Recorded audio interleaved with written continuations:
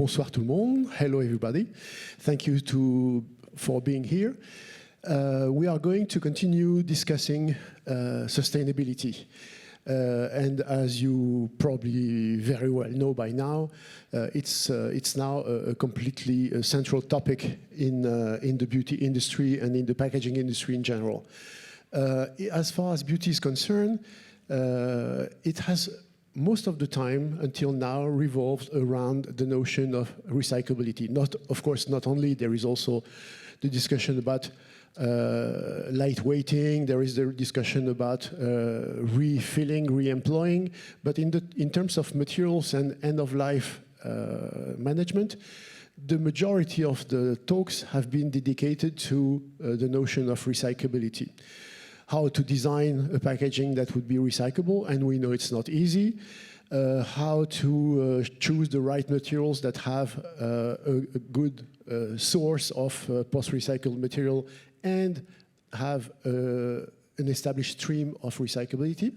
So all this is extremely good, only for one reason.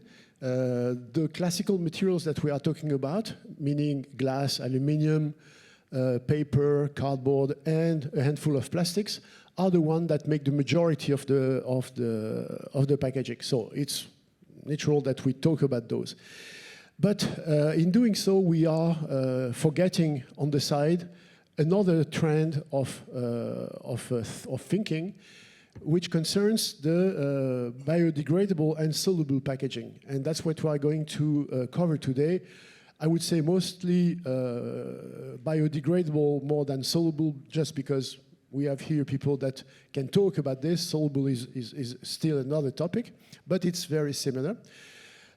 So for doing this, we have a distinguished panel made of designers, specialists of regulations, and transformers, packaging transformers that can bring their own perspective on this topic. I warn you immediately, the title of the roundtable is a little bit provocative because it says the new Holy Grail ? Let's cut the suspense. It's not the Holy Grail. There is no Holy Grail. There is no simple solution.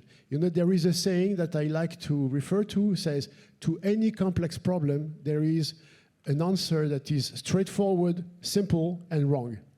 So let's not forget about this, especially in the field of sustainability. So I'm going to ask our distinguished panel to introduce themselves. So starting from you, Ben. Hi, can you hear me? Awesome. Thank you for the introduction, and we're all really excited to be together. Based on our preparation discussion that we had, we're all looking forward to being able to share more with you, and thank you for guiding our topics for today. My name is Ben Cohen. I'm the Chief Marketing Officer at Knoll Printing and Packaging. We are celebrating our 40th anniversary this year. We're a family-run company based in New York, but we have both sales, creative, manufacturing all around the world. And we've always been in the business of paper. And what's been really interesting and what we're excited to talk about today is how when sustainability is part of your core family-run company, protecting our people and planet, and that's in your DNA, and you begin to be a part of a revolution and an evolution in an industry, what does that mean? What does that mean for our clients? What does that mean for our brands? What does that mean for how we manufacture? And there are a lot of new materials that are coming onto the market, especially one that we're excited about, Knoll Ecoform Molded Pulp. And looking at how to navigate the pieces of the puzzle that are really part of the discussion every day. And as you've said, there's no straight path to get to the finish line, but it's really being informed and educating and testing each other to be able to get there. So for you are looking at that field from the angle of producer of paper or pulp-based packaging, which inherently is biodegradable on top of many other things. Exactly. Thank you. Marianne, what about you? What is your perspective on this field, and from what standpoint are you talking? Good afternoon, everyone. It's a pleasure to be with you here today.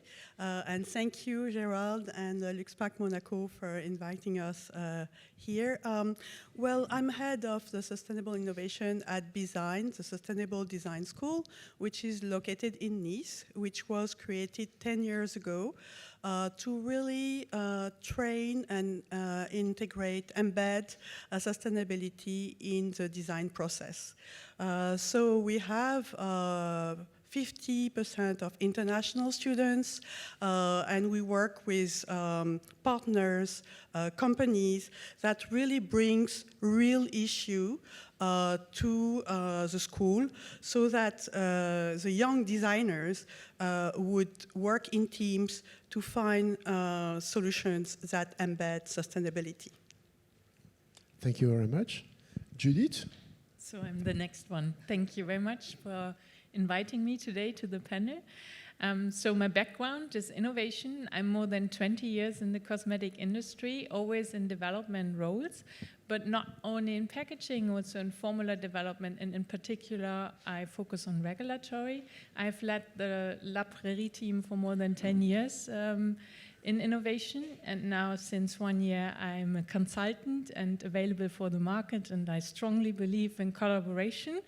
And I also believe that the small players play a crucial role and bring the innovation to the place, actually.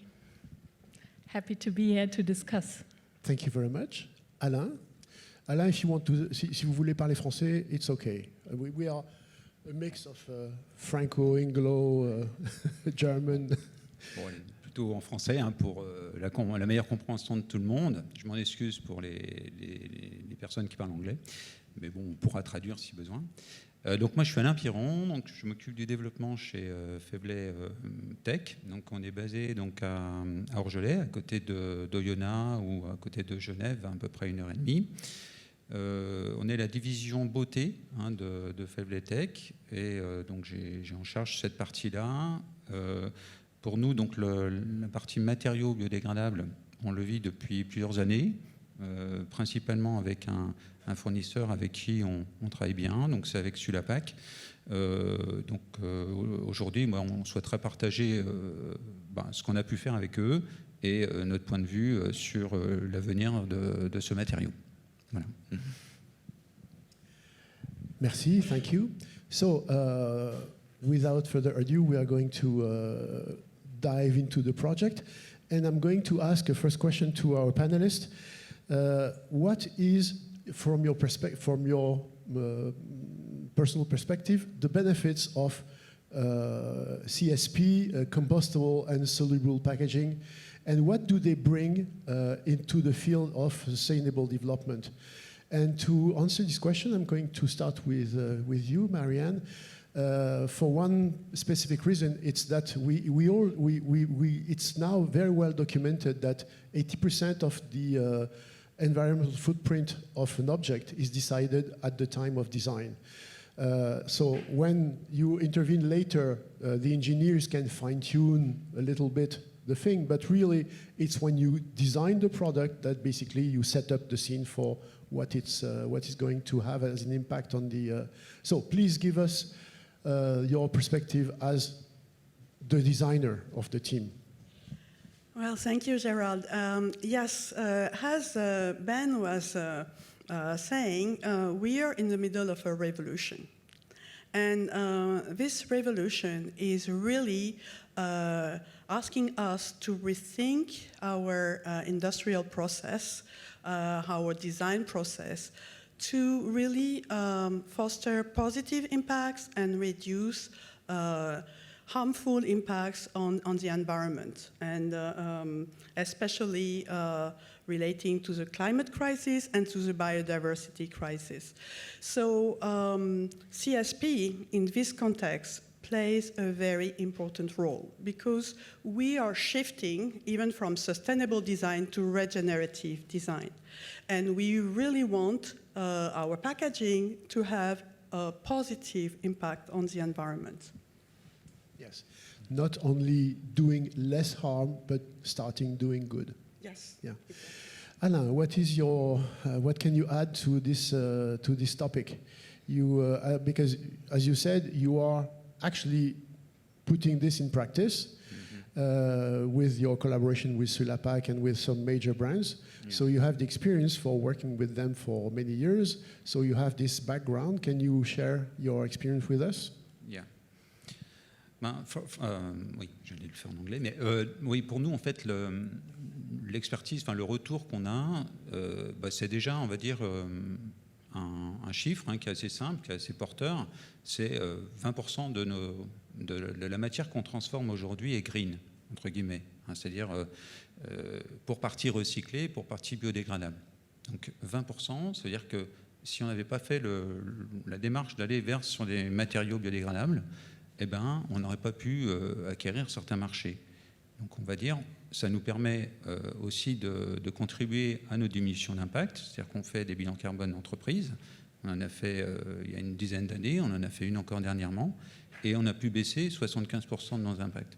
Donc le fait d'introduire donc les matériaux LUXE PAK et aussi les recycler fait que dans notre scope 3, on a fortement diminué nos impacts. Voilà. Merci. Judith, what about you? For me, this is an opportunity to use different materials. When we look into the regulation, there is not much of material left over. So if you see like PE will be there, PET will be there, PP will be there if you look into the recycling streams, but other materials maybe not. So compostable, soluble packaging materials are an opportunity to rethink packaging, to also have different aspects in appearance, in feel, in usability. And that I like very much about the possibility of biodegradable materials. At the same time, today there is no scheme available how to handle that because it's not recyclable, it's not compostable per law. Actually, in particular, in Germany, you have collection of compost, but you're not allowed to throw back these materials into the compost today. Ben? So what's really interesting is that when we started really evaluating our impact as a company, 2018, we did our first materiality analysis to measure our CO2, scope 1, 2, 3, start the reporting, CDP, EcoVadis, FSC certification, and what we realized was that design can be such an important lever and innovation to drive positive change, but we had to follow two paths. One that was going to our brands and saying, okay, what change could you make today? So for example, if you have a mixed material packaging, what little change can we make today to replace a platform? And to increase recyclability, let us facilitate the recyclability testing for you, of which we did 40 of them. That was our COVID project through Lucenze, which is a fantastic organization to do recyclability testing. But at the same time, we used our global creative team to look at what 2025 could look like from a design standpoint. Because when we started to showcase, okay, if you wanted to reduce your CO2 impact completely today and make this completely biodegradable, the brands wanted to just stop everything. It was too overwhelming. So I think that following a pragmatic approach with design and looking at what you can implement today, and then also looking at what you think you could achieve, and also how to roll that in. So we've had a lot of brands recently that are looking to move away from plastic compacts, multi-material plastic compacts with magnets and mirrors into a fully recyclable paper-based or molded pulp compact solution. And sometimes it's better to start with one SKU and see how it goes and get familiar with it instead of changing the whole line. And sometimes a brand is ready to just make a change today, but we can't get overwhelmed with the finish line. We have to sort of take every step along the process too and design around it. Yes, very interesting, thank you. When we were preparing this, Marianne, you said something that I think is interesting to repeat here. Basically, you are in a school, so you have young people. Your audience are young people, and you told me they don't want to hear about plastic anymore. Yes, I mean, our students, like a lot of people in Europe, you know, in the developed countries, are really concerned about the plastic pollution in the ocean. That's really something that it was really a lot of NGOs sensitize the public on this problem, and they really, as designers, want to address this. So they don't like plastic. So, of course, this biodegradable and soluble packaging are very attractive to them because, you know, there are an alternative to plastic that they want to explore. And there are actually materials there that they are very interested in, such as algae. You know, a lot of experiments around algae packaging, because not only it is biodegradable, but it has also a positive impact. It can have also a positive impact on, you know, the soil, even on the skin interaction with human, because it has some nutrients, and they are positive nutrients for the environment when they biodegrade. Yeah, so I know it's a very sensitive topic here because we are in the packaging show, and probably more than half of the exhibitors are transforming plastic. So the idea is not to bash any material. We need plastic. Personally I don't know how we would function as a society if there were not plastics, but we certainly have to use them much more responsibly, and only when they are doing something that other materials cannot do. And the question here is to look for ways to do some of the things that plastic did in a different way, and not to oppose solutions, but show that they can contribute together to a more sustainable future. So we are going to touch now on a very sensitive topic, the one of the regulation, and you already started to evoke that, Judith. So, of course, Europe is a very regulated territory, the most regulated in the planet. And we like to think of ourselves as, you know, people doing better than others, and people that are more organized and conscious. And that brings our regulators to bring forward some regulations that are becoming to be extremely impactful on the industry. And those materials, honestly, they don't fit in this regulation landscape. Can you enlighten us on this? I cannot look into the mind of the Commission, to be honest, but when I look into the regulation, I think they're in fear of biodegradable materials in the view that the consumer will throw it away and not position it in the right bin. And that is a concern, and therefore it is not regulated today in the regulation. Saying that, I think they will come up with some guidelines on that, because it's a material we need to have if we think about defossilization. That is something we have to do. Also, when you look into the Green Deal, it's the principle of the Green Deal to become carbon neutral in 2050.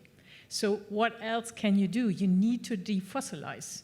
And that biodegradable materials can add on and be a solution for that even, because you can use upcycled materials very well. And they have resistance also. If you look into different materials like walnut and things like this, you have examples for that. Today, I think it's a very difficult situation because it means that startups don't have a real story to tell. And investment is lacking. No one wants to go into the direction of biodegradable materials instead of plastics. It's much easier to market a product saying it's 100% recyclable, which is not the case for these materials today. And that is, from my point of view, one of the biggest problems in that discussion, because you close innovation. You don't move on in that path because there is no interest then in the materials. And I hope really that the Commission will come up soon with a scheme for that to help that innovation. That is my personal point of view, obviously. Who wants to add something? Marianne? Well, yes, and I really agree with Judith that it's something that has to be addressed by the Commission, because on one hand, you know, if you look at the CSRD, the Corporate Sustainability Reporting Directive, regeneration is now mentioned in the norm on circular economy, which is a big progress. But, you know, they also have to be consistent and give some directions that will enable industrialization of this material. Ben, anything you want to contribute? Not quite. I think I always think about how who can make the biggest change and how. And I think if you rewound to 5-10 years ago, there was no discussion, and now there is quite a robust discussion. And I think that when you start to look at even before some of the regulations came into place, but some of the rules that the retailers put into place, Boots not allowing single-use plastic in like a PET cover on a gift set, and Sephora having certain size, height, and weight restrictions. For us as a supplier, that's actually where we started to see some of the design innovation push first. So it is this intersection between government, the retailers, and then who I always hope would be the leaders and sometimes aren't, are the brands, the multinationals that really could declare a change. And the only other thing to add to that is that from an industry standpoint right now, sometimes these materials do cost more money, and as a supplier, we're proposing solutions that would have a more, with data-backed positive impact on the environment. And right now, the industry is in a state where cost of goods are more critical than ever, for certain companies more than others, but the financials now are starting to play more greatly in the decision-making, and we're constantly all advocating for what the right thing is to do, and then sometimes it does move beyond our hands to be able to implement. So in your case, you are dealing with a material that is, I would say, with all due respect, relatively easy to understand and to manipulate, because paper has been around for forever. And paper is one of the rare materials that is both recyclable and biodegradable. But Alain, you don't have this benefit. You have a material that is a little more complicated in that aspect. So how do your customers, the brands, look at this issue of the regulations? And obviously, despite the regulation, they make the choice of using those materials. So how can you bring light to this topic here? Ouais, donc la revendication de la biodégradabilité, c'est quelque chose en fait qui n'est pas, on va dire, claimé, enfin qui n'est pas revendiqué par nos clients. Hein, donc, et en même temps, je pense que c'est pas non plus quelque chose qu'il faut, comment dire, mettre en avant. Hein, les matériaux, en tout cas qu'on utilise, hein, en tout cas avec LUXE PACK ou d'autres fournisseurs, peuvent être recyclés, et on aura un cycle beaucoup plus vertueux si on recycle les matériaux plutôt que de les jeter et de les biodégrader. Donc c'est le premier point. Après, l'Europe aussi nous interdit de pouvoir positionner ou d'identifier nos produits s'ils étaient biodégradables. Bon, voilà, en tout cas, je pense que la possibilité de recycler certaines matières biodégradables est possible. C'est un choix qu'il faut qu'on fasse. Voilà, directement. Ouais. In using your words, Judith, I'm not in the head of the Commission, but we can only assume that the Commission was in front of a huge problem, how to transform, how to go from nothing to at least something that was practical and pragmatic, and that we could move forward. And for this reason, they started to tackle the biggest issue, which was recyclability. But I cannot imagine that they will stop there, and that those materials, which are, for all the reasons that we have said, quite interesting, that those materials are going to be left on the side of the road, particularly because in the end they have the potential to have even greater impact than the current materials, even when we use them the most responsibly possible. So I'm going to ask you the last question, and then we will have a moment for taking questions from the audience, so be prepared. So with all that we said, what is your view, what is your vision about the future evolution of those materials in the landscape of the beauty packaging? Alain, what do you think? Okay. Bon, comme vous l'avez dit en introduction, les matériaux recyclés ont apporté, on va dire, une première solution qui était nécessaire et à laquelle on a cru et en laquelle on a adhéré depuis longtemps. Cette solution, elle a, on va dire, une certaine limite. Hein, elle va permettre d'arriver, on va dire, à peu près à 50% des objectifs que fixe Reshaping Plastique, hein, de Plastic Europe, etc. Donc, on sait que de toute façon, on a besoin de solutions complémentaires au PET, au PP, qui aujourd'hui répondent pour partie, on va dire, à nos attentes et à nos besoins. Par contre, on est ici au LUXE PACK. Le LUXE PACK, voilà, c'est un monde du luxe. Notre univers, c'est celui du luxe. On a besoin de pouvoir répondre à ces attentes-là, qui sont, on va dire, une qualité de produit, donc que ce soit en termes de sonorité, en termes de toucher. Donc on a besoin de matériaux qui viennent en complémentarité des produits PET ou PP qui prennent aujourd'hui le dessus et qui sont sur le devant de la scène. Donc voilà. Donc nous, on croit beaucoup à effectivement des solutions complémentaires par ces bioplastiques.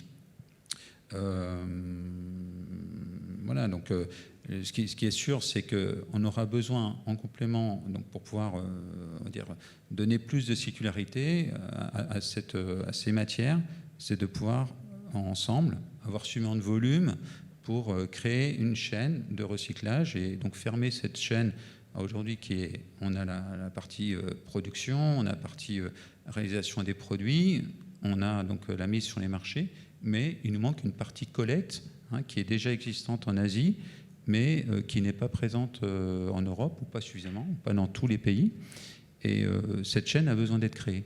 Donc voilà, donc on a besoin de tous les acteurs qui puissent se mettre autour de la table pour le faire. Voilà. Voilà. Et puis ce qu'il faut savoir, c'est que la possibilité, on va dire, de recycler ces biomatériaux peuvent, bon, au-delà de récupérer les matériaux qui seraient jetés, c'est que l'impact CO2 de ces matériaux recyclés pourrait être négatif. Donc par captage de CO2, donc on aurait la possibilité non pas d'avoir un impact positif, même si les recyclés amènent à des valeurs de 0,5 kg, etc. Là, on pourrait être potentiellement négatif. Voilà. Knowing that negative here is a good thing. Yeah. You know, a negative impact is good. Yeah. A negative impact on the CO2 means lowering the CO2 in the atmosphere. Yeah. Ben, what is your perspective on the future of those materials? You believe in paper, so in pulp. So, you know, as you said, our heritage has always been paper-based products, and it's something we've always believed in. It's something that, from a traditional paper process, there's been so many evolutions with how to decorate it, working with the paper suppliers to reduce their own emissions during the paper making process. And we're very happy with what the changes that we've been able to implement over, since we started 40 years ago, and that evolution itself. When we introduced Null Ecoform, our molded pulp, onto the market, we received a lot of pushback.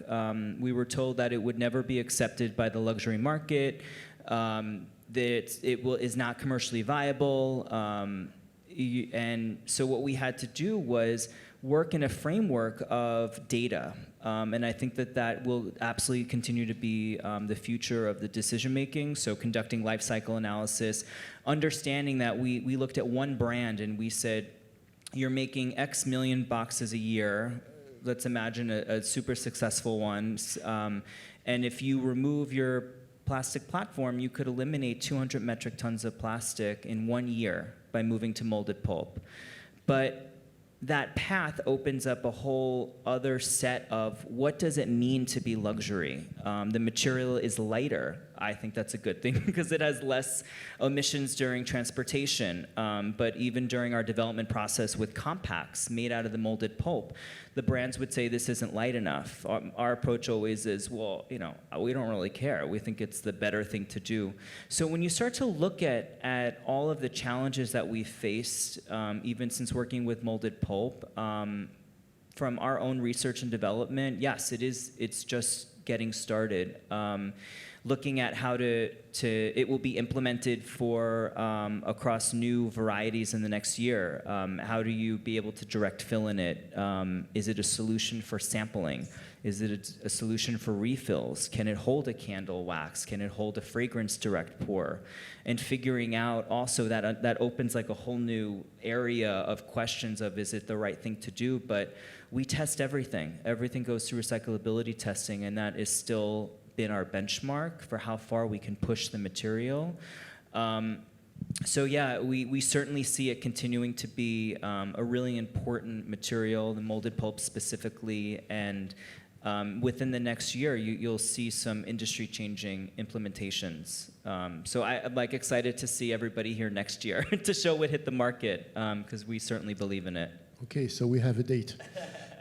Judith, what is your perspective on the future of those materials? I think they're needed.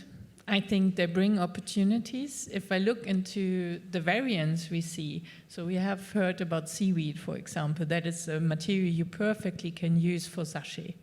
If we're not allowed to have single-use packaging anymore, why not using compostable materials as an alternative?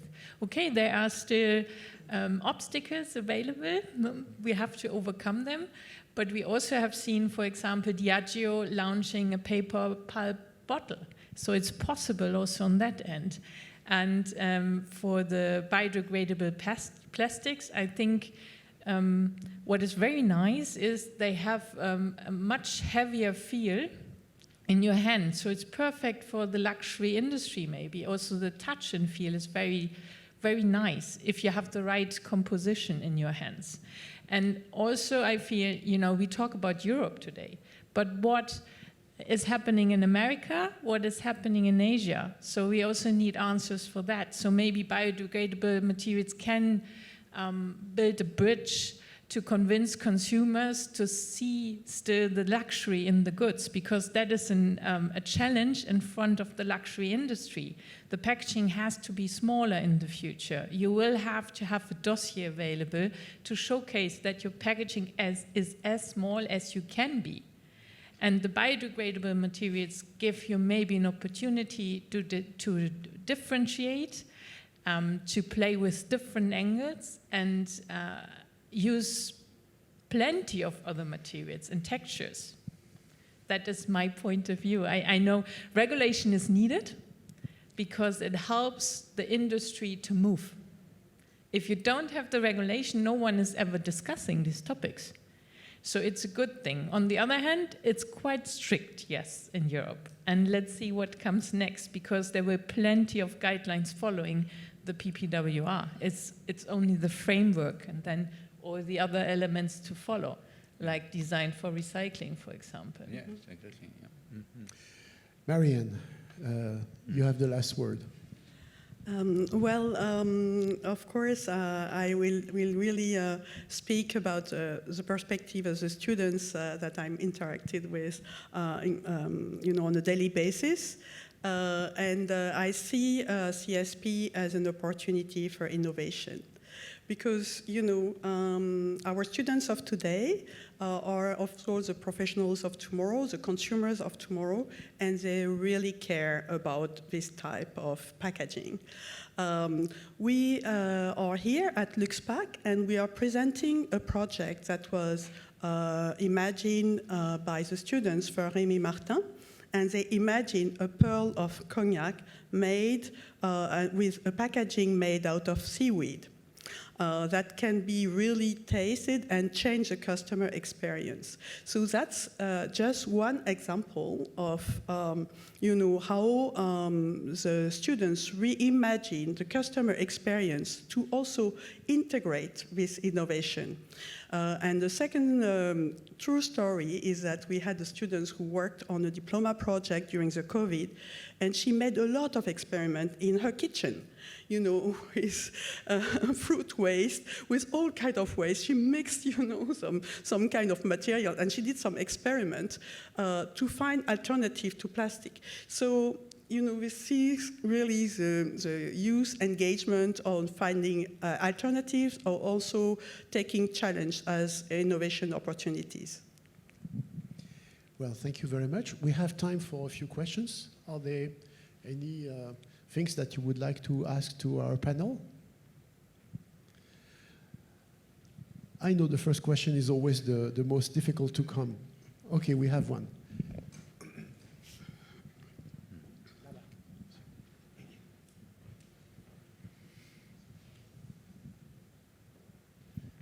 First of all, thanks very much for this great conversation. And Ben, thanks for coming over from the US.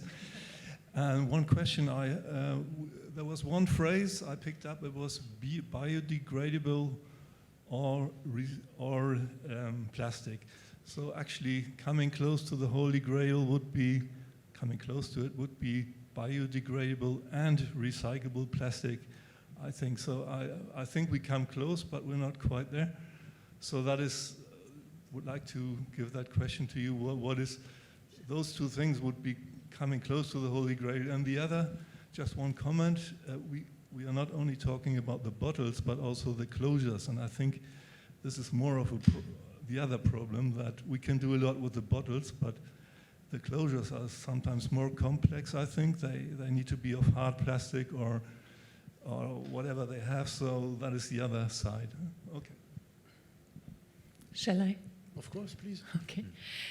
Thank you very much for the comment. I have seen materials that are, let's say, injectable, biodegradable, but there is a challenge in cosmetics then, because they react with water. So there is more innovation needed in that direction to sort that out, but I think it's possible. It's maybe not today possible, but maybe in 2-3 years we will see that. And I totally agree, there is more to happen in that field. It's not only bottles, that I also have to say. But I like the progress we see now with the different types of materials. And for the biodegradable and recyclable, to my knowledge, Denmark is a bit more advanced in that scheme.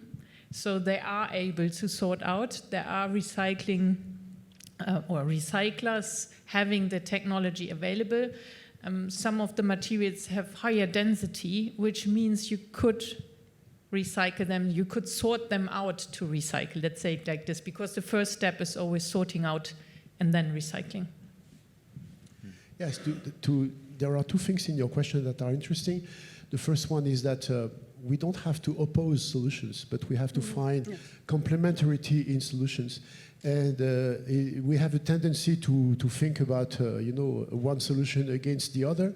But as you said, it's not a question of either recycling or biodegrading, but maybe both could work very well. And I remember something that you said during the preparation, that having a biodegradable material is also sometimes very interesting for recycling, in the sense that it reduces the amount of energy needed for recycle an element. Can you elaborate on that? Well, it's existing, so the quad are available. So for today, there are some projects in France to recycle PLA. The point regarding the recyclability and biopolymer in general, it's to create enough volume for to have a dedicated recycling stream to justify the investment of creating a new stream. Yeah. So it's necessary to have not too much polymer, biopolymer, but to select the right one and to be sure to have the enough volume. And I know that Futurero will be implant a new factory at Port-Jérôme in some very soon. And we cross finger to create circularity with this company. Yeah. Une autre question?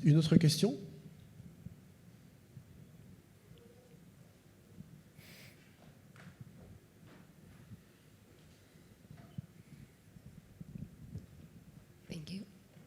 Sorry. Thank you so much. I was really interested actually by that question of a biodegradable and recyclable material.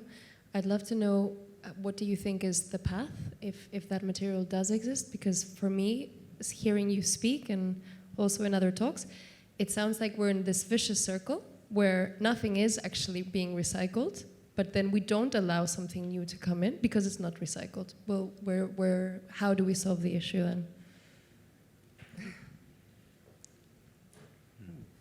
Well, I think if I could reply back first, and then I will pass it to everybody else with a bigger question. The notion of the paper bottle.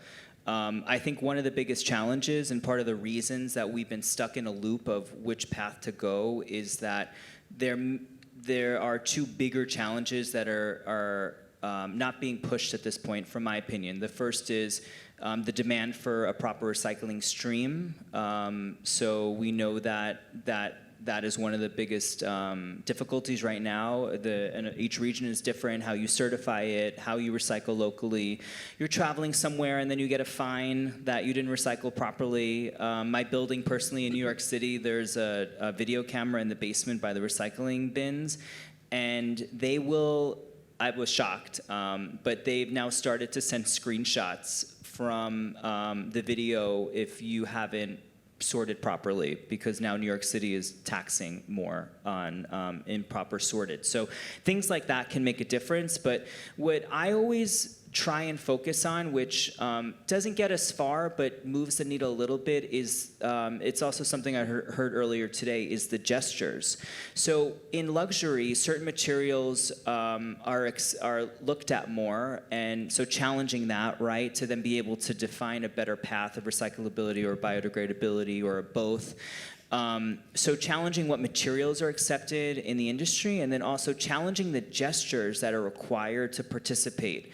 That limit certain materials. So for example, a paper bottle, molded pulp, you will never be able to screw it in with an airtight seal.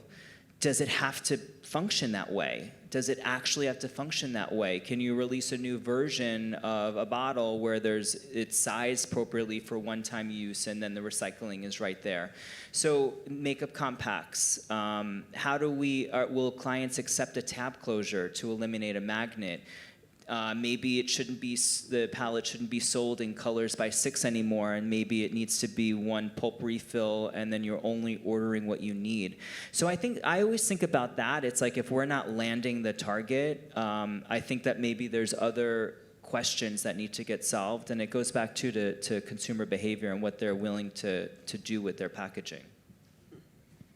Thank you. We have 2 more minutes. Do you want to say something? Well, maybe I just wanted to highlight that the brands maybe could have more action on educating the consumers, and then it can be actually at their own benefit.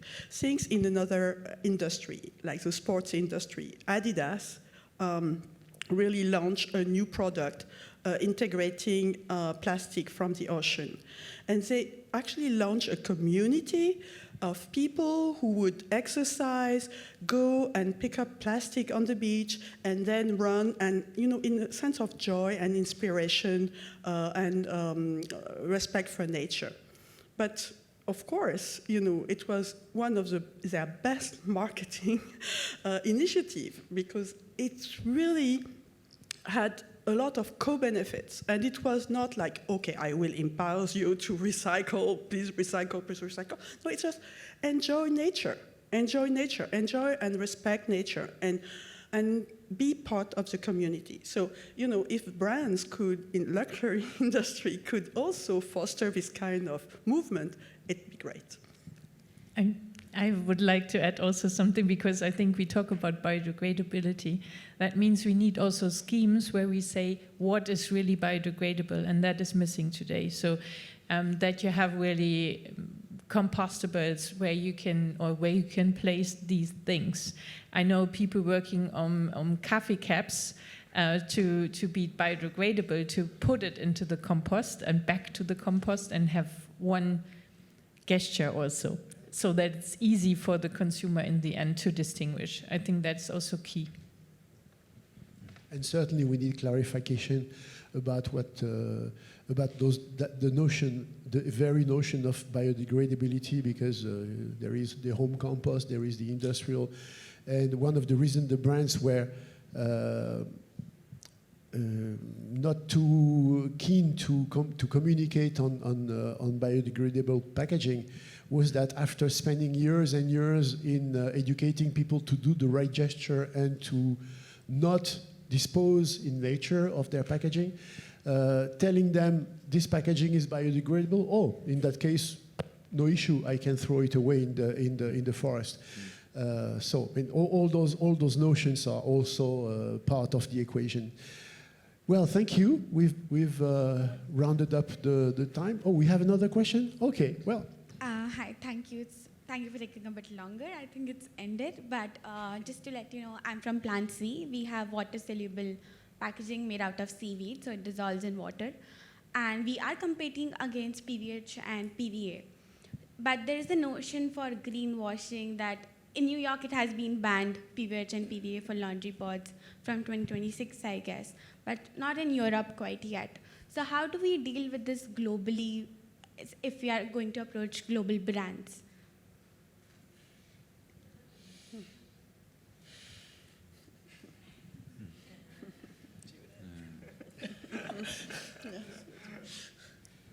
A very hard question. I don't know how to answer that. I think it's really, there is alignment needed in the world and to see what is our common direction. And I think countries are waiting for the EU to really start with the PPWR and all the related effects to it, and then they will follow. Because you also see today, a lot is already implemented. The Single-Use Act from the EU is transmitted even to India and to other countries. So they use the same regulation. So I foresee that a lot of countries will follow. And then let's see what's happening next. Because also when you look how the process of the regulation is given, there was not much of WTO. Normally you have under the WTO a lot of comments. There were not much of comments, which is an indication. Okay, thank you very much. Thank you very much for your presence and interest. Any questions?